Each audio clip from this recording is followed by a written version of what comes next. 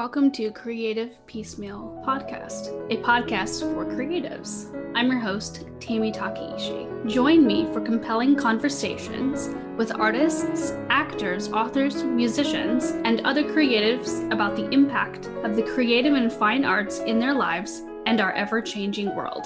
Thank you for listening.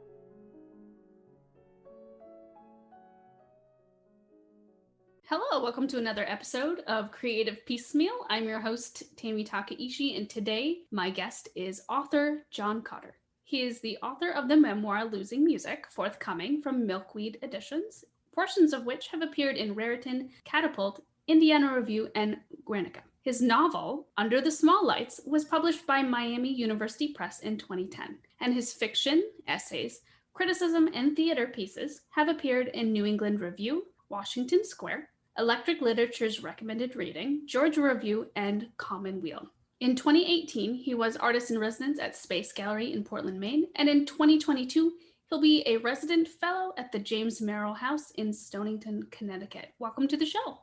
Thank you, Tammy. It's a pleasure to be here. Thanks for inviting me.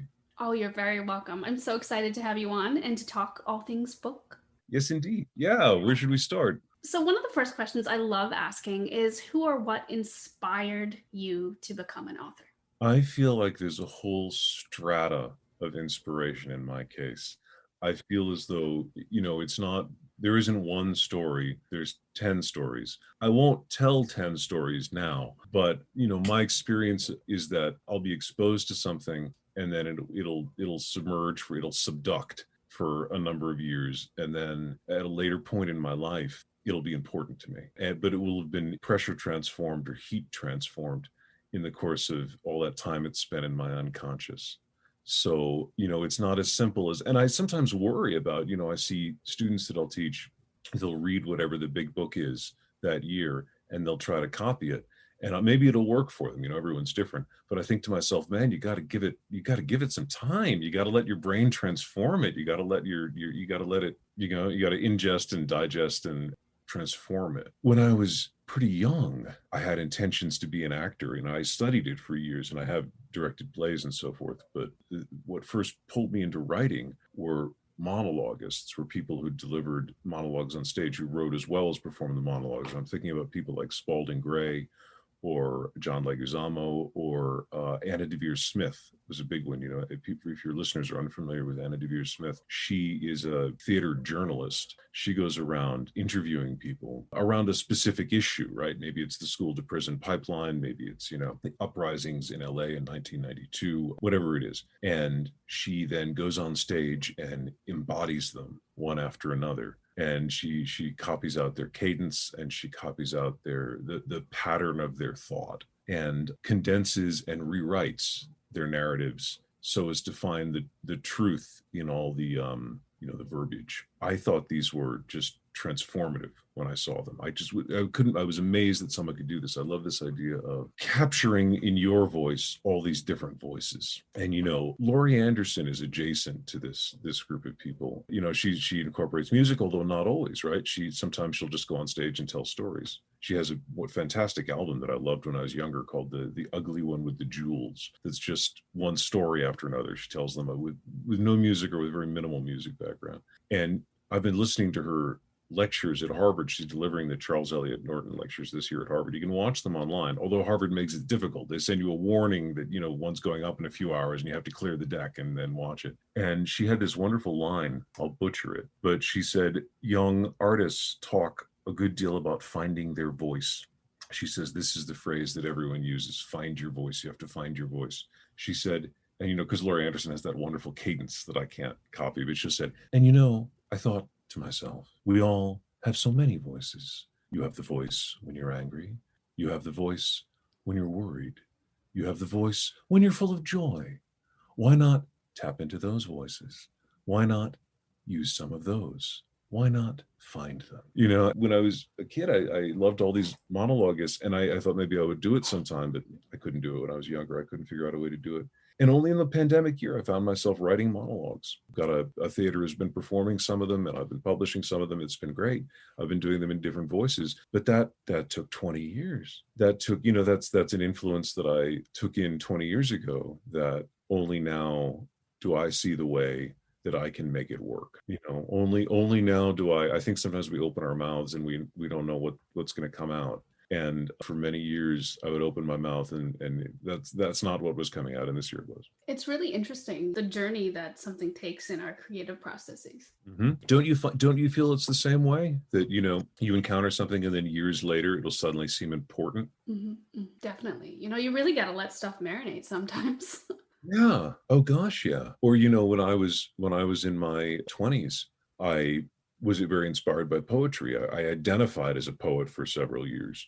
I went around reading poetry. I was involved in, when my wife met me, she mentioned my name to one of her friends, and her friend said, "Oh, he was big in the Boston slam scene in the 90s," which God, that's something you want on your gravestone. And so I did poetry slam and so forth, and I thought, that's all behind me, that's all gone. But I don't know that 10 or 20 years from now I'm suddenly finding myself writing poetry again. I don't close the door on it. It could happen. And it happens in small ways. I read a lot of poetry. I, spent most of the hours when I wasn't at work, I was sitting around reading poetry, and it's found its way into everything I write. In the book that I've just finished, I'll be writing sentences, and suddenly the rhythms of those sentences will picking up the rhythms of these poems that I read 20 years ago. The lines will be coming back because I remember a lot of them. And, I'll just be dropping in words or lines, or sometimes if I don't know how to spell, if I think of a word and I think to myself, how do you spell that word? Or, how do I pronounce that word, or whatever. I'll remember, what poem it was in, and I'll go to the shelf and find that poem, and there's the word, and it'll find its way into my new manuscript. So things take a while. It sounds like you have a really fascinating creative process. Can you just tell me a little bit more about what it's like for you to take something from the ground up? Someone asked me about this the other day. Someone asked, how do you know? They said, you work in so many forms. They made it sound like a good thing, as opposed to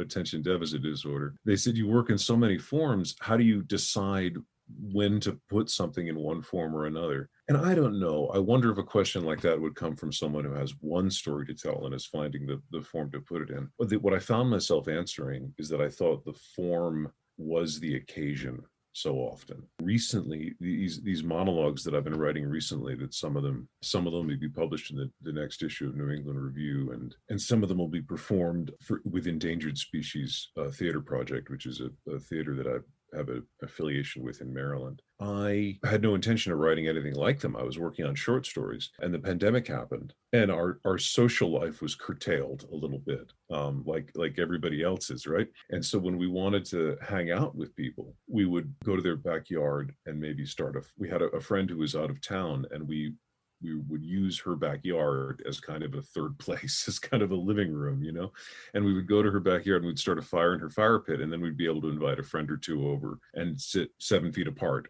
and talk. And I found myself sitting around with a bunch of writers, and we missed being able to go to readings, because one of these things that writers do is they go to readings, particularly poets, they go to readings, and we missed it. And we were bummed out by the pandemic because we have no inner resources.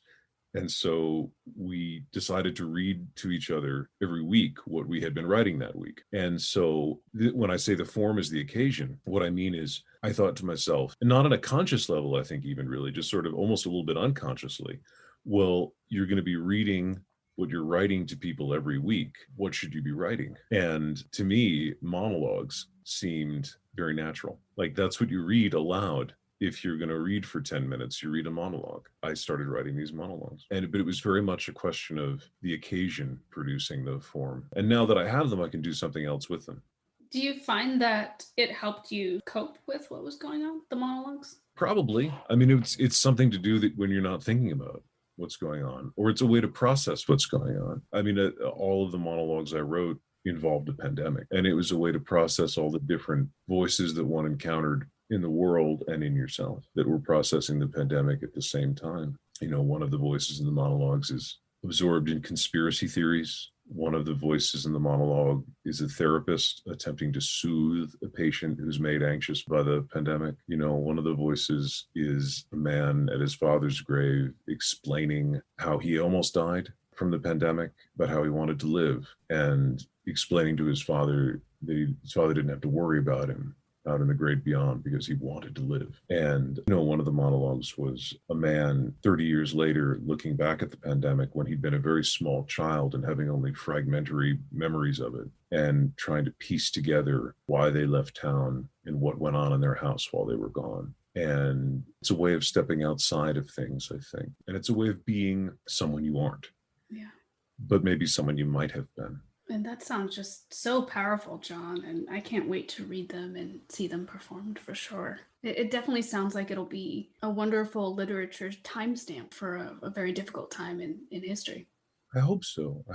We made a little short film out of one of them. Or my friend Aaron Angelo, terrific director, Endangered Species Theater Project out in Maryland, made a short film of one of the monologues. I'll send it to you. Performance is fabulous. The actress who delivers it is just knocked down terrific. She really pulls this emotional power out of it that I was surprised was there, and that maybe wasn't there. And then maybe she found there anyway, but that's what's so great about these things. That brings up a whole nother aspect of creativity, is seeing other people's interpretation of your work. Yeah, absolutely. Can I ask you, did you feel that the pandemic was a creatively productive time for you? Were you able to create? It's interesting because I thought naively, given my circumstances and that I was off for the summer when the pandemic first started, thought naively like, oh, I'm going to get all of this creative work done. I'm going to be able to finish this project and start that project. And it was the opposite. I was so stifled and overwhelmed by all of the things happening in the world that I sort of shut down creatively. I tried, but it was like dragging a bag of bricks. It was difficult. Didn't know. Everything's good now. The faucets in my brain are flowing with creativity, but definitely, especially the last summer, a year ago, was particularly the most difficult, because creating is how, for many of us, of course, is how we interacted with the world and how we sort of balance ourselves. And it was hard for me to be able to have that outlet, because the real grave things in the world were just so weighing on me. Well, they were paralyzing, weren't they? Very much so. And I wasn't even, I feel fortunate because I wasn't affected in ways that other people were affected. I was safe in my home, and I had a paycheck coming in, and I had summers off given the work that I do. So I felt very privileged, and yet I was still paralyzed. Right. I mean, I will say, we were privileged because I was in the same position, and there's no getting away from that. I will say it's a silver lining of being engaged in more active desperation, right? People who had more active struggles, is that it does give you direction. A crisis gives you direction, and it enables you to act. Now, that the action that you're performing is probably just trying to bail out the boat, but I do think that there is some relief in the opportunity to act. Mm-hmm. Definitely. There's survival mode that people had to go in, and it definitely gives a person a purpose when you wake up and you have to go do XYZ, versus me waking up and I was just like, well, what am I gonna cook for dinner today? I mean, it's just ridiculous, horrible first world problems. Well, it is first world problems, but that's what people want. It's a natural human drive to want safety. So you shouldn't beat yourself up about it too much. It was a difficult time emotionally for everybody, and physically for people who, I was fortunate enough not to be one of them. I didn't really even know that many people who died in the pandemic. It was mostly people at one remove. It was someone's nephew or a friend's parents' brother. And well, it's about, what was it, about 1 in every 800 people? Is that the statistic in America? Died in it. I think it was something like about 1 in every 800 people. And 800 people that's more people than anybody knows intimately. So, but of course, some communities were hit a hell of a lot harder than others. And I was just, fortunate in a lot of ways. We're going to switch gears a little bit. And I was wondering if you could tell us just a little more about your forthcoming book, Losing Music, and your journey with Meniere's. Well, Meniere's disease is a rare disorder of the inner ear. It's a diagnosis of exclusion, meaning they don't know what to do with it. Meaning if you have certain symptoms, they just go ahead and say that you have Meniere's, but there's no real prognosis, right? There's no way to know how to treat it. There are traditional treatments, many of which have been prescribed since the 1930s. Good luck finding a study that indicates they do anything, right? Which doctors may not know. You may go to your small town doctor and say, I have Meniere's disease. And they say, oh, well, the treatment is diuretics. These should help. Or they'll say, oh, well, the treatment is beta histine. This ought to help. But they're just looking in the diagnostic manual. They don't know. They can't be an expert in every disease. Nobody can be an expert in every disease. Well, then you go to PubMed, and then you go to NHS, and then you start to research things. You read the histories of the people who are involved with this disease, and there is no treatment. There is no these things are placebos in most cases, right? I mean, I don't know. There might be some odd case. Probably Meniere's disease is 30 diseases, right? It's probably 30 diseases, each of them exceedingly rare. And some of them are probably treatable, with technology that we have now. The obstacle is that they're so rare and there's no funding, right? There's no research being done on Meniere's disease. I mean, every once in a while, something will pop up. It's usually pretty inconclusive. And an obvious reason for this is that you're lumping all these people together who have different conditions, and you're just calling it Meniere's disease, Something, fibromyalgia might be an equivalent condition, right? A condition where it's probably several conditions, some of which may be more treatable than others, but because this hasn't been diagnostically studied with the kind of rigor, right? For reasons, in that case, reasons it primarily affects women, and the medical science is still very sexist. In the case of Meniere's disease, it's just awfully rare. It's also not, so far as people know, a fatal condition, although there's always the possibility it's connected to fatal condition, because it could be a disorder of blood vessels. It could be as simple as being related to the migraine impulse. It could be a hydroptic, which is a fun word, a hydroptic involvement of the inner ear, meaning your inner ear is either too overstuffed with fluid or too drained of fluid. Hydroptic can mean one or the other thing. It can mean too filled with fluid or too empty of fluid.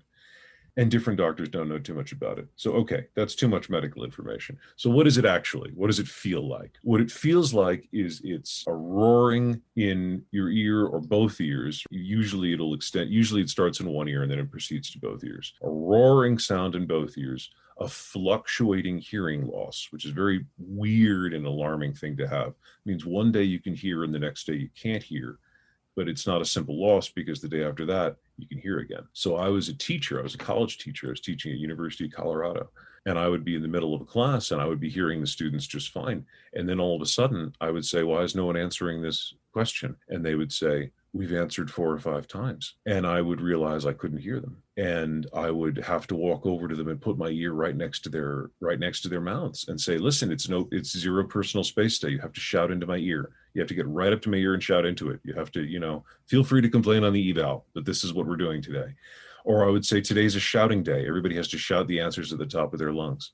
The other symptom is vertigo. Vertigo is distinct from dizziness. Often people use them interchangeably to mean just feeling unsettled, not knowing where to put your feet. Dizziness is a feeling of unsteadiness, such as you might feel on a boat in the ocean, where you feel like you might tip over and fall down. Vertigo is distinct in that you lose control of the movements of your eyes. You can't tell up from down, right? So you fall down when you have vertigo, if you're not already sitting down, and the room spins. Your listeners, I'm assuming, are very virtuous people, and so they won't have the experience of having drunk too much. But there are some people, right, very bad people, who drink too much. And when they drink too much, the room spins. Right. Again, this is something none of your listeners will have experienced, but I've understood that some people, if they've had too many drinks, they see the room spinning. Well, vertigo is a bit like that, except that you haven't had anything to drink and the room just spins. The room seems to begin to spin and then reset itself and begin to spin again and reset itself. So if you're looking at a coat rack, the coat rack will move left, and it will continue to appear to move left without ever getting anywhere. It'll always seem to return to where it began and move left again. Vertigo attack can last for any amount of time, for 10 minutes to, some people have intractable vertigo, right? Meaning it doesn't go away. And it wasn't technically intractable, but I had vertigo just about I had extended hours-long episodes of vertigo every day or every other day for a period of about a year and a half. End of 2012, 2013, beginning of 2014. Meniere's disease had been something that I was just sort of getting by with. I was sort of living with up until then, at which point it became unmanageable. And I went in search of a cure. I said, surely there's got to be something that can be done to cure or at least treat or at least alleviate some of this. And so I went to the Mayo Clinic. I went to the House Hearing Clinic in Los Angeles. There's run by a guy named Dr. House. This is an actual true thing. It's an ear clinic. I went to Yale. We found a lot less than we thought we would because it's such a poorly understood condition. One doctor at the Mayo Clinic said to me, your ears are just really screwed up, and we won't know how they're screwed up until you're dead and we cut you open. And for a long time, I would reassure myself with that thought. I would think, well, it's okay, because at some point I'll be dead and they can cut me open, and then I'll find out what's wrong. And eventually I saw that this was not really a complete thought. And so I started writing about it in 2016. I wrote about the quest to find a cure. And then I wrote about sound dynamics, and I wrote about the history of hearing aids, hearing assisted devices, because I'm wearing a pair of them now. And I wrote about the life of Jonathan Swift, the author of Gulliver's Travels, who also suffered from Meniere's disease. And you can find Meniere's disease in Gulliver's Travels, although I don't know who's thought to look for it before. And I spent a few months researching that at the Widener Library at Harvard, and I wrote a long essay about that, which was eventually published in Raritan. And I wrote about my own life. I wrote about how Meniere's had changed my relationship, not only with my wife, who became my wife when I was very sick because she had health insurance and I didn't, although we were very in love anyway. But the precipitating incident was that I needed health insurance. And I wrote about traveling with Meniere's disease. And I wrote about experiencing other sorts of loss, death, deracination, when you're already in the grips of dealing with loss. And I wrote about some of the things which people are going to have to read the book to learn, that I was grateful to have learned from the experience. And all of these things together are a book called Losing Music. I'm so glad that you were able to find an outlet for that journey. And as a musician, I'm so looking forward to reading that when that comes out. Oh, thanks so much for saying so. Yeah, there's a certain amount about music in the book because, of course, I was an amateur listener of music. I love listening to music like everybody else in the world. And the condition took that away. For many years, I just didn't have any access at all. Hearing aids are great for a lot of things. They're not really that good for music. They change the nature of the sound you hear. They raise and lower different frequencies depending on where your loss is, but that distorts any piece of music you're trying to listen to. It distorts it away from what the piece really is. It makes it the piece that you hear. And sometimes it's legible enough to be pleasurable, and sometimes it isn't. The brain is amazing. So the kind of music that I can still hear is often music I already know. So if you already know a piece of music, your brain understands how to make sense of it in a way that it wouldn't with a new piece of music. Even if it's a musician that you know very well, some piece by Bach that I'd never heard before, I had some partita that I just had never heard, or I'd only heard once or twice, I don't really know it, and I tried to play it, it might be illegible. But if it's a piece that I know very well, my brain, and if my brain knows that that's what it is, so the example I give in the book is I was at a wedding and there was music playing, and of course it just sounded very muddy and distorted. It just sounded like this noise, and people were dancing to it. And I thought, well, I don't know how to dance because I don't know what it is. And someone said to me, it's Billie Jean. And the minute I knew it was Billie Jean, I heard dun, dun, dun, dun. I could make the minute my brain had that clue, it could make it legible. I heard the song. And I think people have experienced versions of this in their own life, right? You're at a restaurant, it's very loud, and someone mentions they're listening to a song, and maybe it's too faint for you to hear, and then they tell you what song it is, and then you can sort of make sense of it. Well, it's like that all the time, right? With your brain is doing a lot of the work there. Your brain is doing the heavy lifting. And it's surprising how good your brain can make things sound if you know them. So my music listening lately has been very recursive.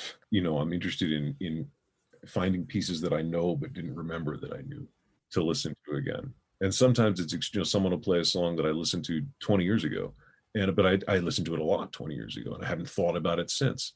And suddenly I remember it. Well, this is a joyous experience for everybody, but suddenly I remember it. And the really nice thing in my case is that my brain can hear it again. And it's different. It's fundamentally different than just sitting around and thinking about a composition, right?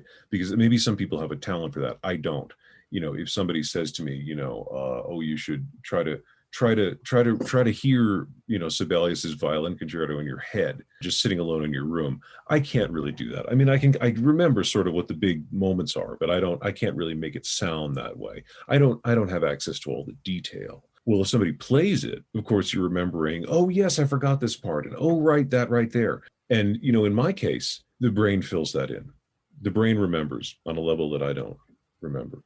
Although I still can hear music sometimes, audiologists are wonderful people. In my life, they've been a hell of a lot more useful than otologists ever have. Otologists, the doctors who study the ear, right? Oto, the ear. Audiologists who are PhDs rather than MDs. Audiologists who prescribe hearing aids, things like that. They're terrific because they're really interested in helping me to hear, right? As opposed to trying to suggest some kind of medical remedy, that some kind of medical intervention that's not going to work. So an audiologist a few years back suggested I buy extremely expensive, very high-powered headphones, which had never occurred to me to do. And it was amazing because for one thing, I could talk on the phone again, which I hadn't been able to do using these headphones. And for another thing, I could hear new music. Now, not everything. Some things are lost. If a sound is faint enough, I'm not going to hear it. Pieces that are extremely dynamic, I'm going to have difficulty picking out the low end. But some nice, Heifetz on the violin, or some Chet Baker on a trumpet, or Coltrane on a saxophone, some piece I haven't heard before, a saxophone or a violin are nice and assertive enough that with a pair of high-powered headphones, it's just like the old days. I can hear new music again that way. So that's a real pleasure. Thank you for sharing that bit of your story and, your journey. It's very moving to hear. Oh, well, thanks. I hope it's moving to read the book. I really can't wait. So, of course, you're a full-time writer and you've got some exciting things coming up in 2022. Can you tell us a little bit about your next appointment as a resident fellow at the James Merrill House? Like, how did that come to be? What are you excited about?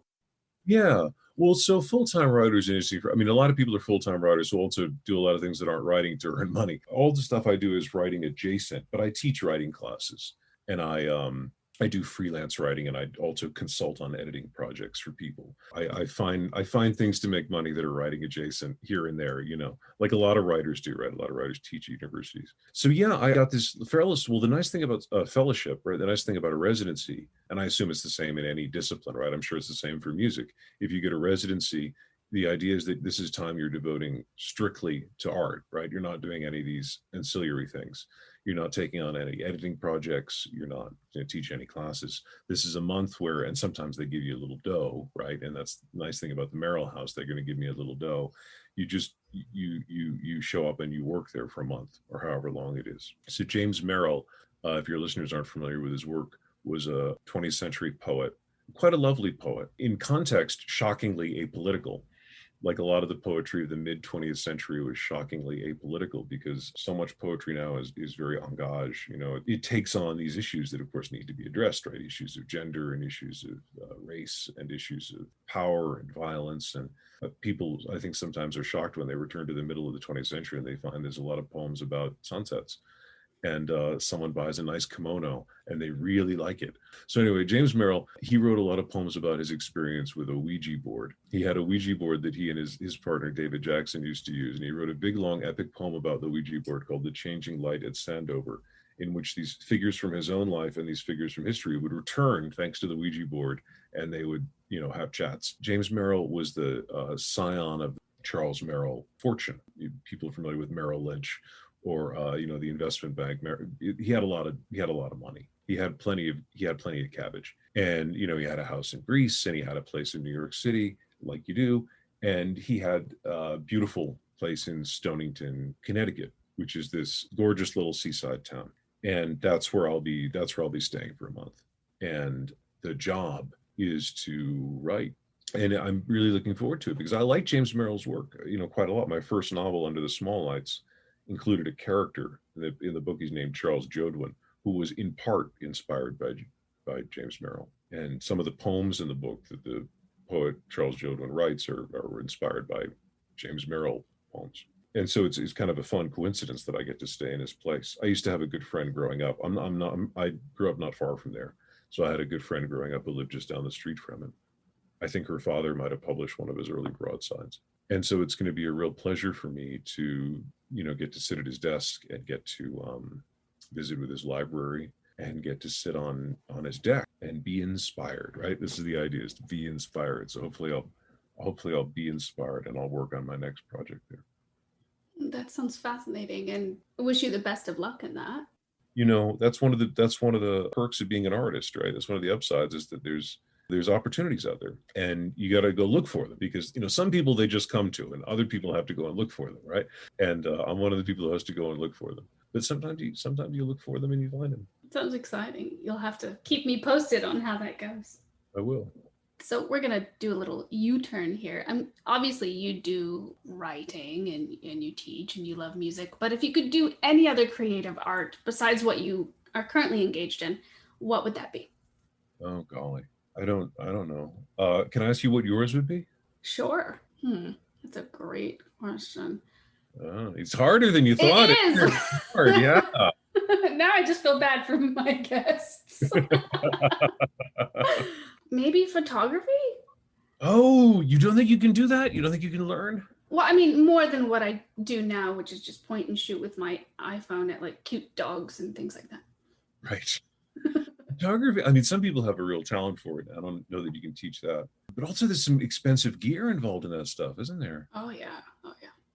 People blow thousands of dollars on this stuff. I know a lot of really good photographers. My friend Kirsten Lewis is a terrific photographer. She just did this beautiful photo series about her father dying. I think you can see it on her website. I'm not sure. Her father died recently, and she had his consent. She had everyone's consent, and she photographed his last weeks. And they're amazingly affecting pictures. I crying as I was looking at, and I was so proud of her because it's such a taboo subject, and it's something that it's, I think, important to be able to look at, right? Because it awaits us all. I think it's important to be able to look at it and to think about it and to make it a part of the way we think about life. If people want to check out her work, Kirsten Lewis is her name, and it's I think the photo series is available on her website, although I don't remember what it's called. My friend Adelina Kavanaugh is a terrific photographer too. She has a newsletter in which she shares her. She does portraits. She does still life, gorgeous still life photography, but she also does something like street photography. She wanders through Coney Island, or she wanders through Brooklyn, and she takes pictures of people, and they're just. She has a way of thinking about it, in a way of, because each photograph raises ethical questions, and each photograph raises aesthetic questions. And she has this wonderful way of writing about them in her newsletter. Adelina Kavanaugh is her name, and I recommend her newsletter. I've never wanted to be a photographer. I don't know why. I think other people are so good at it, and I don't have the eye. So I think God bless them. Let them do it, and I'll look at the pictures. Probably I would be an actor. I did for years do acting. It's harder now that I'm losing my hearing.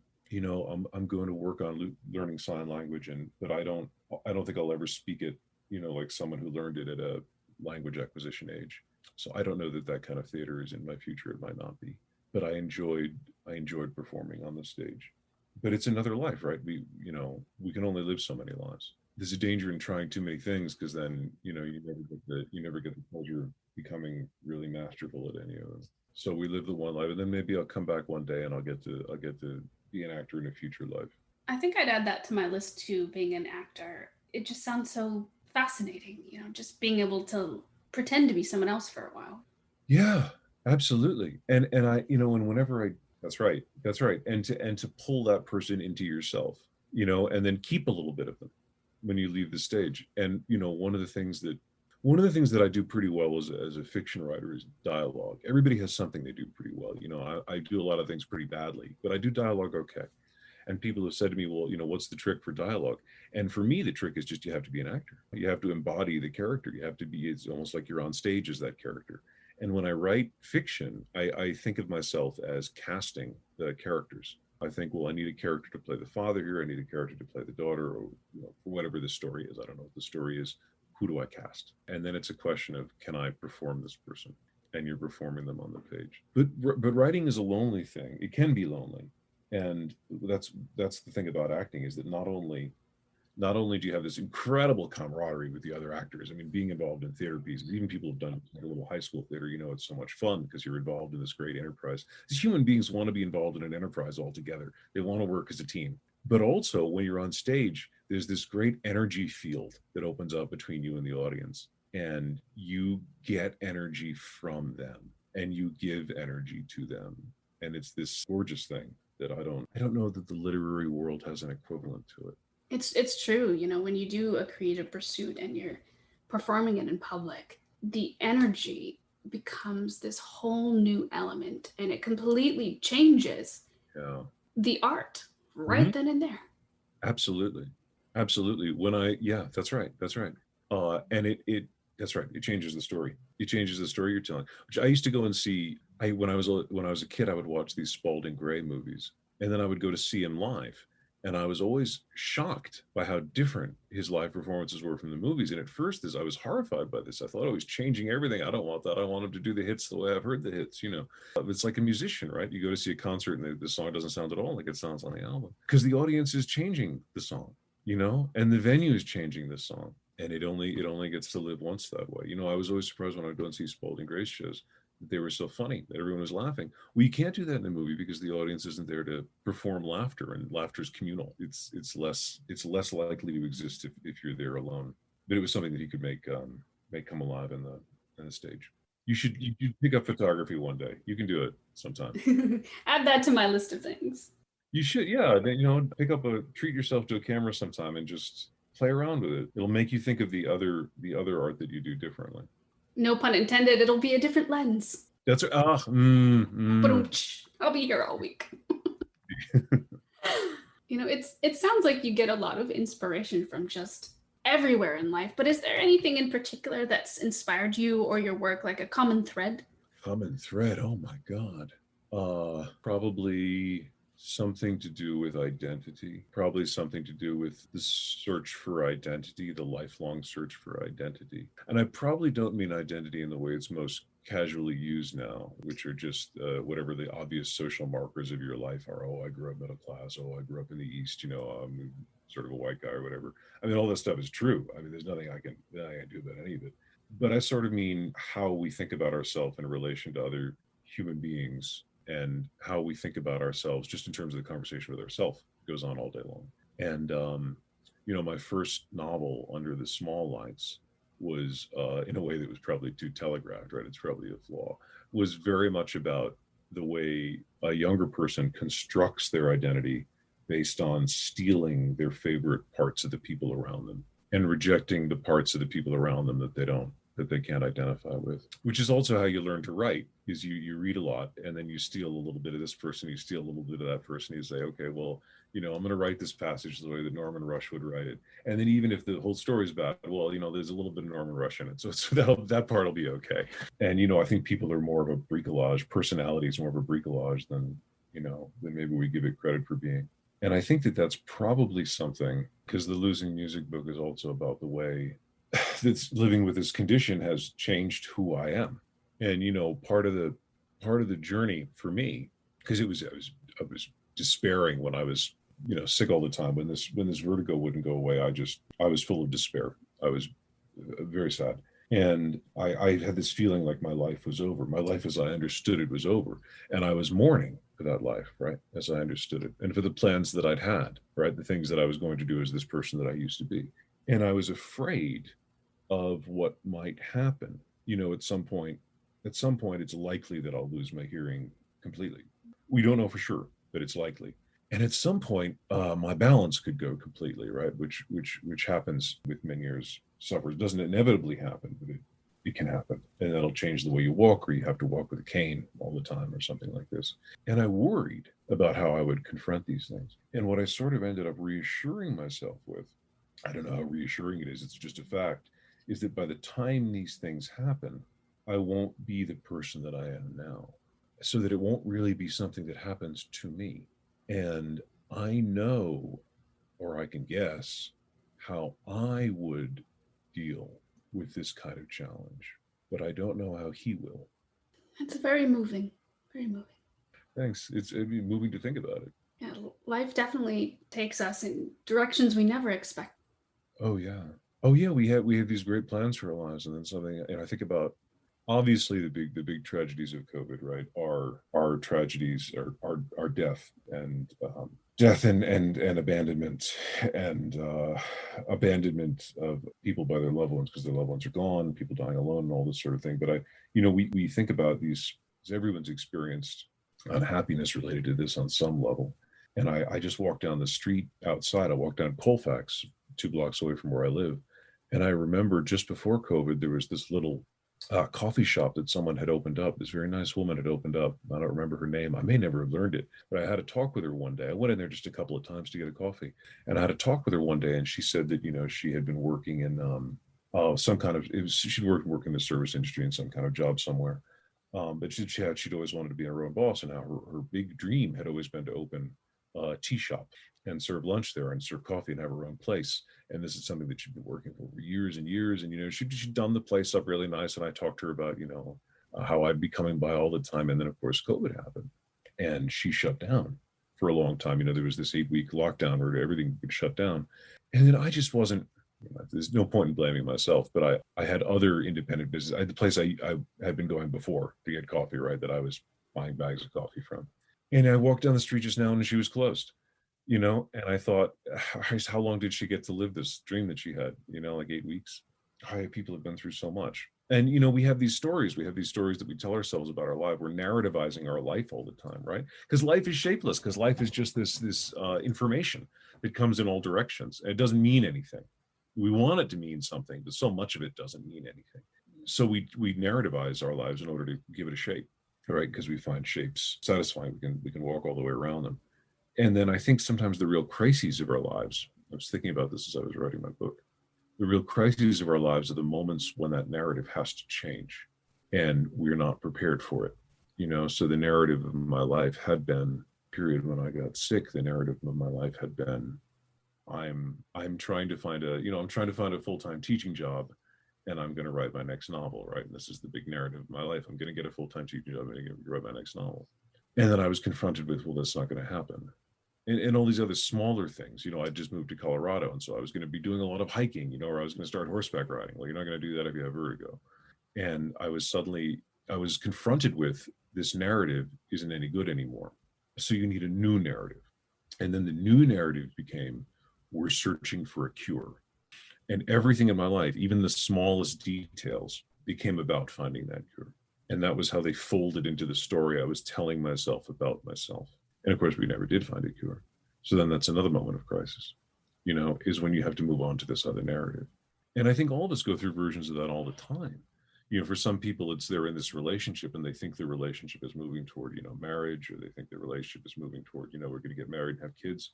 And then maybe the relationship falls apart. And then suddenly they don't know what the narrative is. Or maybe it's someone who's been trying to get pregnant, and their narrative for their life since they were young has always been, I have a big family. There's always been, I have a big family. And they can't get pregnant. They can't, no matter what they do. And then suddenly they're confronted with this very liminal, very difficult, very radical space where the entire narrative of their self-conceptualization has to change. And I think those are really good places as a writer to look for stories, probably as any kind of artist. Those are great places to look for stories because they're so, vertiginous, to use an apt metaphor. They're so transformative and difficult, and we have to look at that difficulty pretty squarely. I mean, I don't know. Do you think that that's something that's been true for you? I think so, for sure. Drawing inspiration from our everyday life, whether it's a temporary pain that we go through or a huge life change, joyous or not, it's almost impossible as humans to not create from that. Like it's a huge well, and in order to function in just within ourselves, people find ways to make sense and create to process what's happening in their lives. Yeah, I feel like it's the sort of moment that it's almost best expressed musically. Think about some of those symphonies where different groups will start and then they'll peter out, and then another group will pick up the theme and start and peter out and kind of fail. And I'm thinking about, gosh, I think the final movement of that Sibelius violin concerto I was talking about does this. Just people will start, the sounds will start to rise, and then chaos will happen and it will fall apart. And then some piccolo picks up the theme, and the piccolo can finally carry the theme all the way. But different groups try to carry the theme all the way. And I think that these are these very difficult moments where what was the word you used? It was so perfect, and I can't remember what it was now. Dynamics. No, dynamics was earlier when we were talking, but you used it, which is great, but you were using another word to talk about was confusion. You didn't use the word confusion. You said something about maybe struggle. I forget what word you used, but it made me think about, we attempt to rebuild the narrative, right? And sometimes those attempts fail. And so then we attempt again to rebuild this narrative and to just come up with what's the narrative, And these are those moments of panic. These are those moments when we have people on the phone for hours and we're trying to figure things out with them, and we're looking for help. It's interesting how you had mentioned poetry in your life, because I notice when I have really big emotional mountains or life changes that I turn to poetry and I turn to music in terms of creating. Like those are the two bedrocks. And it's just instinctively like I have to do these two things to emote, and then I can continue with processing what's happening in my life. Yeah, absolutely. That's one of the reasons that sad songs are so great. People say, "Oh, I don't want to listen to sad music." It's like, it's so important. It's so important because it's bouncing that feeling back toward you. Mm-hmm. And it is making you feel less alone in these things. Sometimes these struggles that you're. What kind of music do you turn to when you're feeling when you're in those places? It really depends on the situation, and sometimes it's just me playing songs that I find comforting, like whipping out my guitar or ukulele or something like that. What has it been recently? What have you been playing on your guitar that's been helping? I've really been into like Joni Mitchell's song "Both Sides" now. I love that song. Of course. It's a beautiful song. It is. It's lovely. And then for some reason, and I'm sure I'll unpack this in the future, Over the Rainbow. Oh, there's a wonderful, have you ever heard Ben Webster play Over the Rainbow? I have not. I'll have to write that down. Ben Webster is a trumpet player. He does, oh my God, such a beautiful version of Over the Rainbow. It's, it's a little bit jazzy. It's not too jazzy, but it uses a little bit of the jazz language to surprise you every once in a while. I find it very moving. I've played it for people and they've been like, well, that's music. What is that? But I find it very beautiful. Yeah, I really also love Eva Cassidy's version. It's just like you want to weep when you hear it. Okay, yeah, I haven't heard that one, but I'll check it out. She's another artist who sort of lived a short life. She's not with us anymore, but her albums and her music were just fascinating and just so touching. I think she died of cancer, if I'm remembering correctly. Oh. So, but yeah. There was a Judy Collins version of Both Sides now, right? That's the big famous one, right? Yeah. I think they used that in like the Toy Story 4 trailer. It's it's a good one. It's gonna be the new Leonard Cohen Hallelujah. They're just gonna use it in all the movies until we're so sick of it now that we can't.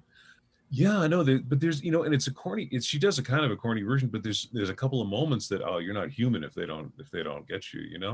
The way when she says to say I love you right out loud, the way she hits that word loud is just perfect. And Joni Mitchell's version is fabulous too. Yeah. Because it's more you sense with Joni Mitchell, you always feel like she's thinking and feeling her way through it as she's doing it. She's like performing, writing the song as she's singing the song. Yeah. It's so interesting because the Judy Collins and the Joni Mitchell are two same piece, but two completely different interpretations, two completely different feels that you get from it. Yeah, you should do a podcast sometime where someone interviews you and you can play some music for people, because I bet that's terrific. I bet you play such a great version of that. Oh, thank you. Yeah, maybe I should put a video up of that, like on my Instagram or something. And I do love to sing. You should. I'd love to hear it. It's such a wonderful thing when you run into someone and then you see on their Instagram or their Twitter or whatever it is, you see them singing a song that you really enjoy. I think about, I had never heard the song. Radiohead has this song, "Fake Plastic Trees." You know that song? Oh, yes. I had never heard it. I don't know. I'd been living under a rock, or I'd been living on an island somewhere. I don't know. And it was the year 2000, 2001, something like that. I should have heard it by then, because I live in the world. I was at an a cappella concert, and one of my friends was in an a cappella group. He was working down in Georgia, and he had a bunch of guys he'd met in Georgia, and he's a gorgeous singer. My friend Gene Baker, he's a gorgeous singer. And so he was doing an a cappella, I don't know, a cappella dance off or some kind of a cappella throwdown at Tufts University. I was living in Boston, so I went to see it. And of course, there's all these great a cappella groups. A lot of them are associated with colleges, right? Like the Whiff and Poofs at Yale, and all these guys come out and they all sing. And then my friend Gene comes out, and it's just like 5 guys he met in Georgia, and they were gorgeous. But one group, and I don't recall which group it was, did "Fake Plastic Trees" a cappella. And I had never heard it before. And it was, and I think you have to be in such a specific moment to hear these things. But, it was a cappella. So, of course, it begins, bup, bup, bup, bup, bup, bup, and everyone's coming, and then that one voice rising of everyone going, "Green plastic water," and I was weeping in the seat. I couldn't handle it. It was so gorgeous. I couldn't handle it. And then I listened to the Radiohead version. It was fine. But yeah, I mean, it's so hard to put into words the feelings we get when we're really deeply touched by music. It's interesting you mentioned Radiohead, because I really appreciate them as artists. And so many do covers, and I cannot for the life of me stand pretty much anyone doing a cover of a Radiohead song, because they just don't embody what Thom Yorke embodies. But there is one that I really enjoy recently, is Phoebe Bridgers' version of "Fake Plastic Trees." She did it for BBC One. There's just this like one clip, and it's her and this person on piano, and it's moving. It really is. It's very touching. And, she's a very young, talented artist. And one of the few that I'm like, she can do it. I will listen to that cover, but it's like one of maybe a handful of Radiohead covers that I actually find acceptable in my world. I heard Amanda Palmer does a version on ukulele. And it's, people have opinions about Amanda Palmer. She's been very mean to a lot of people, from what I understand. She was very nice to me one time, so it's difficult for me to, one of these people, I'm like, someone's getting called out. I'm like, well, they were always nice to me, but she does a version on ukulele that I feel like I play it for people and they really want to dislike it because they want to have an opinion about Amanda Palmer, but it's kind of winning. I didn't know who she was, and I was at a party in Boston, or I don't know, maybe in 2003, something like that. And I was at some big apartment complex of the big tree house, and we're sort of on the edge of South Boston, and or on the edge of the South End rather. I was just sitting in this big room. It looked like a spare kitchen. It had a piano in it. I didn't know what this room was, talking with somebody. And this woman who I didn't know came in, and she sat down to the piano and she started playing it. And within a few minutes, the room filled up and she started singing. And I thought it was gorgeous. And I was like, who is that? And that's like, that's Amanda Palmer. You don't know who she is? And I had no idea who she was. And she was singing this song, Christopher Lydon, which I don't know if anybody can find it. He was this NPR host for a while who has a podcast now. And she wrote a song about him. She wrote a song about an NPR host. And it was gorgeous. I couldn't believe it. And I then discovered as the years went on that she became this notorious and even sinister figure in the world of music, and I've never been able to connect with that because I had such a beautiful aesthetic experience listening to her that first time, which is probably something that she benefits from, the fact that she leaves a good first impression. But I thought it was terrific. So I have a generous attitude toward her. That brings up another concept of seeing an artist live in a very impromptu setting where you can feel the connection to the music, to the artist, and what they're portraying versus just a random YouTube video where you can't get that connection. Yeah, exactly. That's right. And how much of it is just purely subjective, mm-hmm. and how difficult it is to be a critic.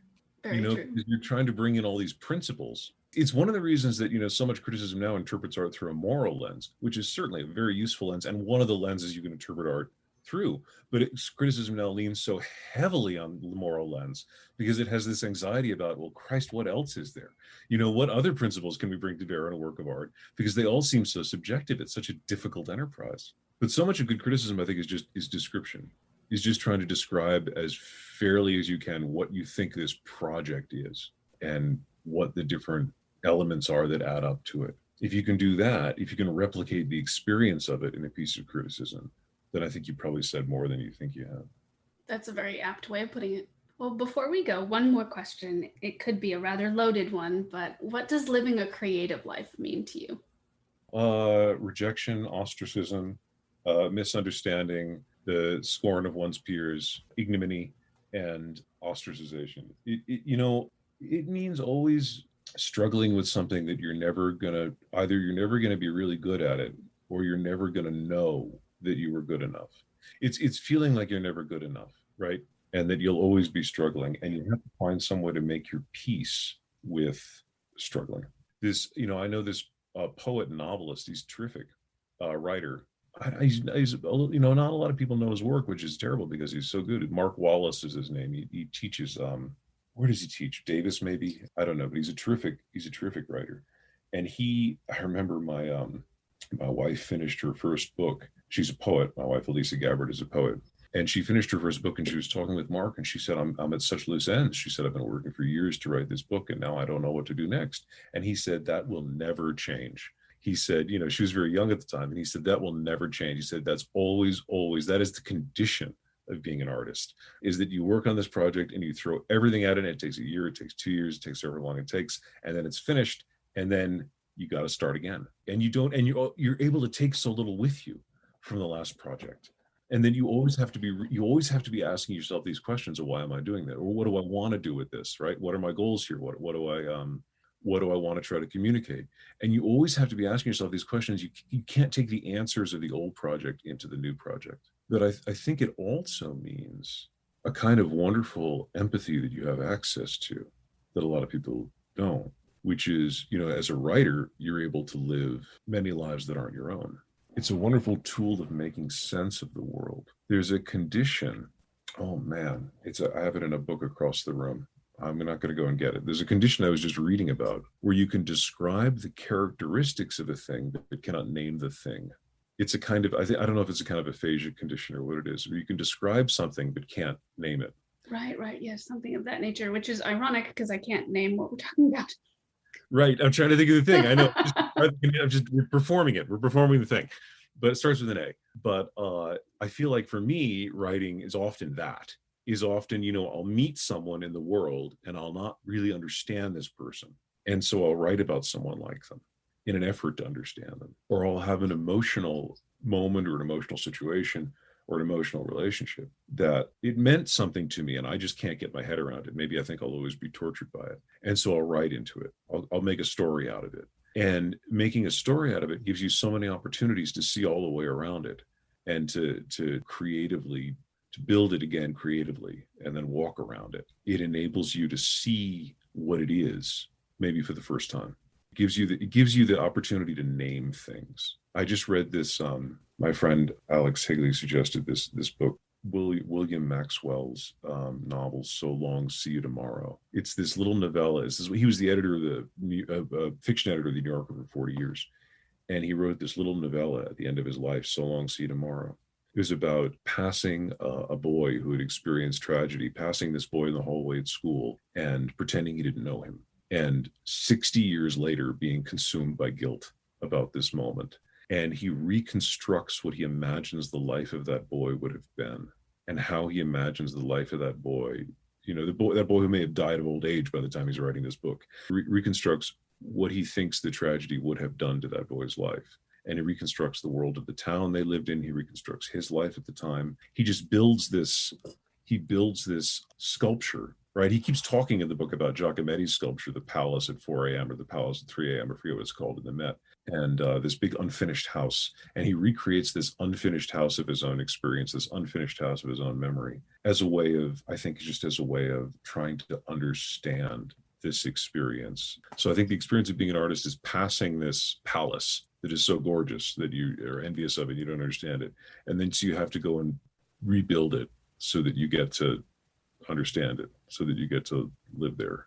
It's also almost a bit like rebirth or being born from the ashes, like a phoenix dying, every new project. Is that what it feels like for you sometimes? Sometimes, because like you said, you can't always take some of those answers from one project and transfer them to another project. You have to excavate new answers. That's right. And you're a new person, but if you have a project that lasts years, I started writing Losing Music in 2016. I'm still not finished with it, right? I'm still going to get edits. So you're a different project, different person by the time the thing is in the world. It's interesting. Very interesting. Thank you so much for inviting me on to talk. Oh, you're welcome. Thank you. It was an absolute pleasure. And, I look forward to having you on again in the future and, promoting your wonderful work. Yeah, that'll be a pleasure. I'll let you know when it's in the world. I'll be shouting and jumping up and down when it's in the world. And listeners, I'll make sure to drop links in the show notes and as well as for John's social media so you can follow his journey. Thanks for listening to the podcast. Like the show? Have a question? Stop by the Facebook and Instagram pages. Links are in the show notes or search for Creative Piecemeal Podcast on social media and click follow for all the latest.